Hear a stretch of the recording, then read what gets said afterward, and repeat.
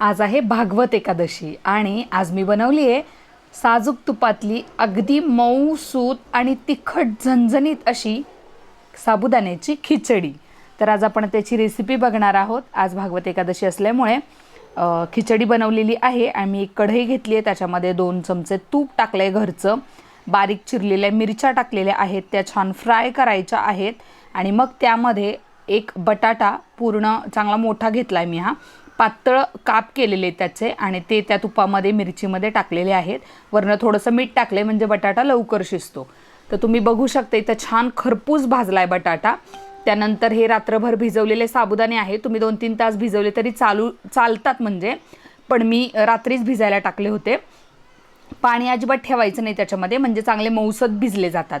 त्यानंतर बारीक शेंगदाण्याचा कूट घातलाय 4-5 चमचे आणि मला थोडेसे दाताखाली शेंगदाणे आलेले आवडतात खिचडीमध्ये, म्हणून मग जाडं भरडं कूट आहे ना ते पण थोडंसं टेचून शेंगदाणे त्याच्यात टाकलेलं आहे। त्यानंतर ते छान परतून घ्यायचं आहे, मीठ टाकलंय चवीनुसार। 1-2 मिनिटं झाकण ठेवून तिला छान शिजू द्यायची आहे आणि मग तुम्ही बघू शकता इतकी सुंदर खिचडी तयार झालेली आहे। आणि आत्ता 12 वाजता खाऊन घेतली की पोटभरीचा एकदम छान नाश्ता होऊन जातो। यासोबत घरचं घट्ट दही घ्यावं तोंडी लावायला।